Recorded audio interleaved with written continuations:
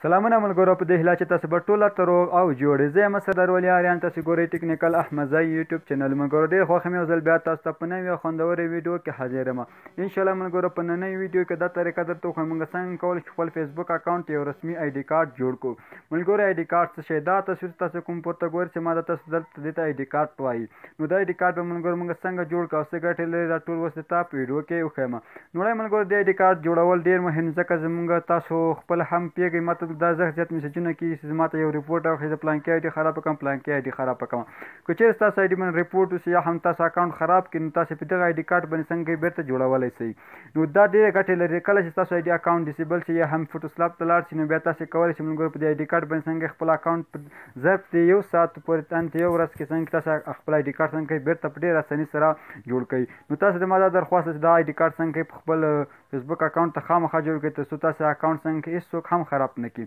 که چېرې خراب هم کړي نو تاسو کولی شئ دا ایډي کارت په وسیله څنګه خپل اکاونټ په ډېره اساني سره څنګه ملګرو جوړ کړئ نو دا ایډي کارت څنګه جوړېږي نو دا طریقه ټول په سټپ سټپ باندې څنګه په نننۍ ویډیو کې تاسو ته دروښیم که غواړئ ملګرو دا او دې ته ورته نورې خوندورې ویډیوګانې زده کړئ او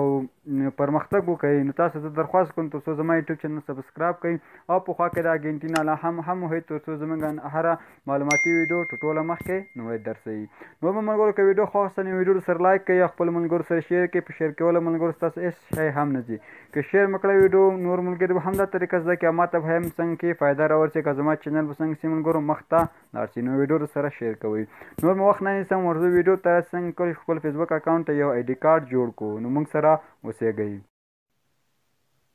بیا هم ښه راغلاست ته ملګرو په دې هیله چې ښه به یې او خسته سوي به نه یاست نو څنګه کولی شو موږ فیسبوک لپاره یو ایډي کارت رسمي ایډي کارت جوړ کړو نو دې لپاره به ملګرو تاسو راسئ خپل موبایل کې دا ګوګل کروم راخلاص کړئ دا ګوګل کروم په هر موبایل کې موجود دي نو تاسو به هم څنګه کوئ ملګرو په خپل موبایل کې دا ګوګل کروم راخلاص کړئ ګوګل کروم اوس ملګرو راخلاص کړئ دلته په سرچ کې تاسو ولیکئ فیسبوک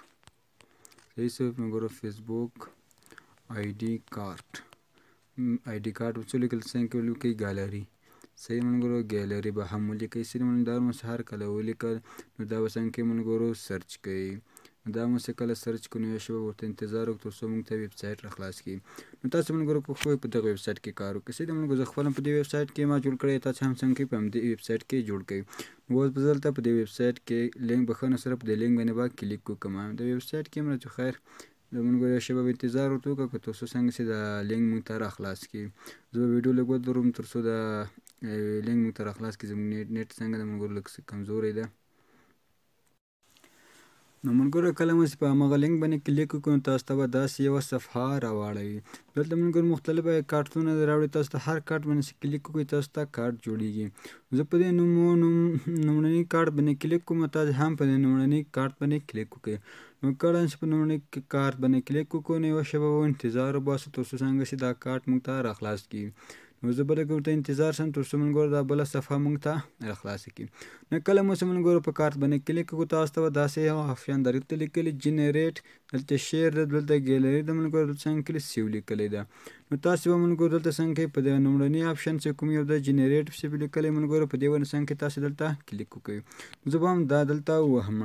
یوه شېبه ملګرو چې دا مو ووهلو تاسو ته به ایمیل او پاسورډ له تاسو څخه وغواړي که چیرې ملګرو تاسو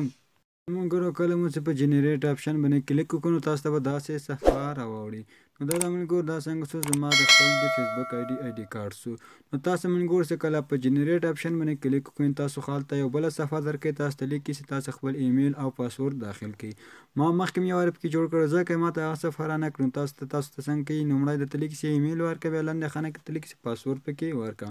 کله مو چې ایمیل او پاسورډ ورکړه ملګرو تاسو ډایرکټ داسې خپل ایډي کارت راوړئ